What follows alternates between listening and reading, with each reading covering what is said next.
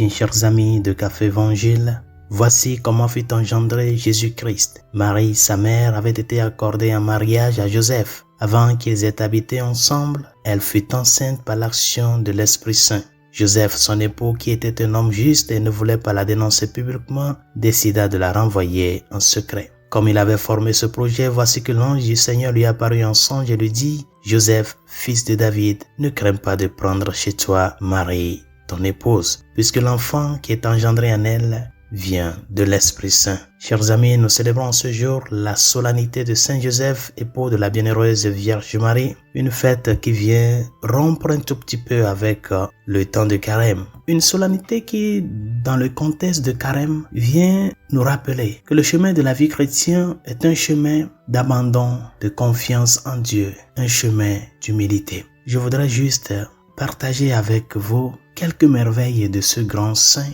qui est pratiquement méconnu dans l'Église. Saint Joseph est méconnu pour son silence, c'est la première des choses. Mais c'est un saint qui regorge tant de vertus, qui d'ailleurs après la bienheureuse Vierge Marie vient avant les autres saints. Un homme qui a plu aux yeux de Dieu, qui a fait la volonté de Dieu, qui en aucun moment ne s'est pas mis à questionner Dieu, à critiquer Dieu, mais juste à l'écouter et à l'obéir. C'est pour cela que je voudrais orienter ma méditation sur Saint Joseph comme modèle de paternité pour le monde d'aujourd'hui. Un père, parce que c'est l'un des aspects de la vie sociale et de la vie familiale qui est en train d'être perdu, la figure paternelle. Saint Joseph comme modèle de père pour le monde d'aujourd'hui. En quoi pouvons-nous apprendre de Saint Joseph comme modèle de paternité? En premier lieu, de par son humilité. Cette humilité qu'il a exprimée dans sa pauvreté. Quand je parle de pauvreté, je ne parle pas en premier lieu de la pauvreté matérielle, mais plutôt de la pauvreté intérieure et spirituelle. Saint Joseph était dépourvu de tout.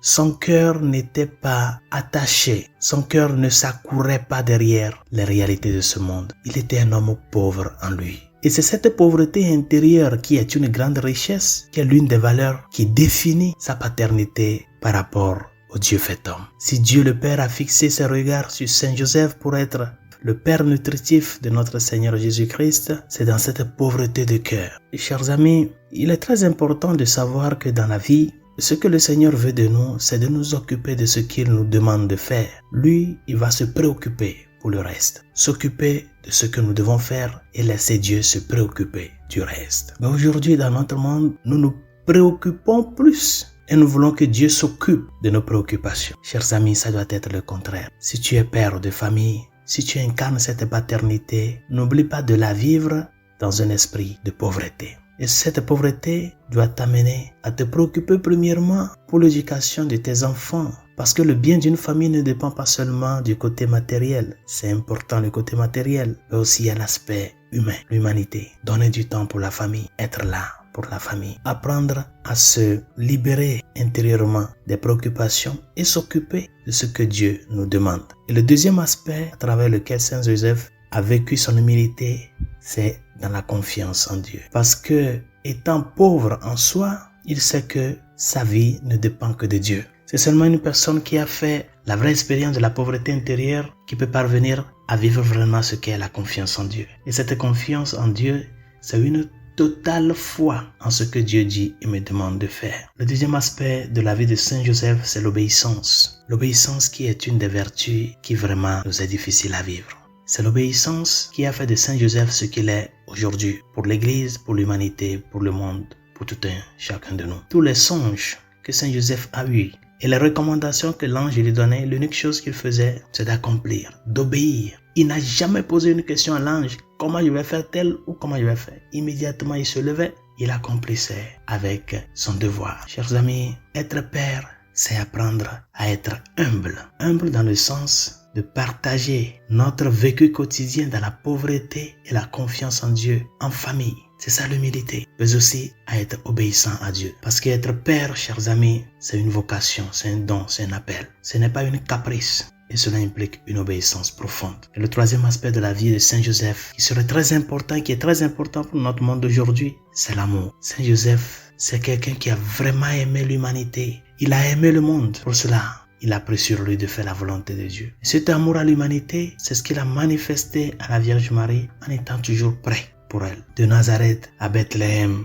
de Bethléem en Égypte, de l'Égypte à Nazareth, Saint Joseph était là. S'il n'était pas là, comment la Vierge Marie pourrait faire tous ces voyages-là? Seulement une personne qui a un cœur d'amour est disposée à se sacrifier pour le bien des autres. Et c'est ce qu'il a fait pour nous, en prenant soin des biens divins que Dieu le Père lui a confiés pour notre salut. Demandons-lui de nous aider, d'aider tous ceux qui incarnent de nos jours la figure paternelle, les papas, ceux qui sont déjà pères et ceux qui sont appelés à l'être, mais aussi d'intercéder pour toutes les familles chrétiennes, à imiter son humilité, à imiter son obéissance, à imiter son amour. Et demandons-lui de nous aider. Implorons son intercession pour qu'il aide les familles chrétiennes à être de saintes familles, des lieux où croît le verbe croître, où croît l'amour, le pardon, la générosité et la crainte de Dieu. Que Saint Joseph intercède pour nous. Bonne journée. Dieu vous bénisse.